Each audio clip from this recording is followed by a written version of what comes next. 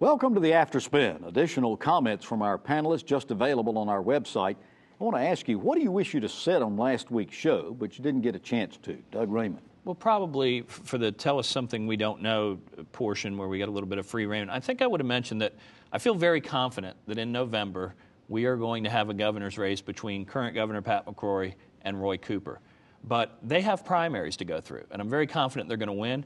But it's going to show a lot about them to see how the amount of resources they're willing to spend, kind of like a ball team that's worried about covering the spread. They're going to win, but right now I'm hearing out of both camps that they're a little nervous about how strong they're going to look coming out of it if they don't win by a certain margin. And it'll be interesting if them and their consultants can get together and say, hey, let's show a little restraint here and save the money for the big game. That's interesting.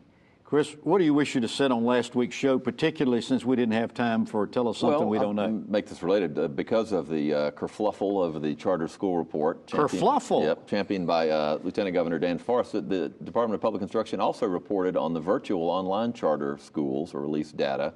At least 20, it might have been higher than that, more than 20% of the kids who enrolled in the two online virtual charter schools run by for-profit companies have dropped out.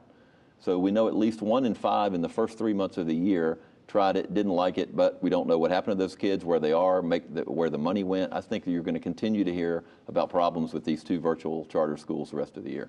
John Hood.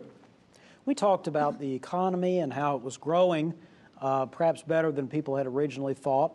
There are implications for that for households and businesses, but of course also for the state. During the first 5 months of the fiscal year we're currently in, North Carolina is about $650 million in the black versus the same period last year. In other words, our revenues are up $530 million over what they were last year at the same time. And our expenditures are actually below by $120 million what they were last year. So that doesn't guarantee we're going to have a large budget surplus by the end of the year, but current trends would point in that direction.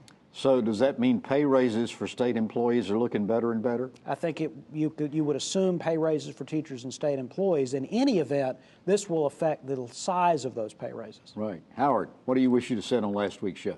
I have been vitally interested in where the Standards Commission work and its report that has been presented now to the State Board will go, and have been given 2 indications. One, that Chairman Bill Colby is taking control and hopes to move that through the process, not only having a report before the State Board in February, but then will put together a process of engaging other institutional leaders to have discussions on how to begin to bring some of this together.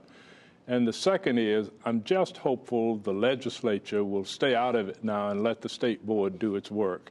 I understand that they may need to appear before the Ed Oversight Committee, or at least the Gov Ops Committee, or Ed Oversight in February. And I'm hearing some rumblings that there may be some legislation introduced in the next session, but I don't have any hard facts to support that. So you are basically a starry-eyed optimist? Is that? I am. At this point, I really am. Well, thanks for watching the After Spin. We'll have more video all during the week on ncspin.com.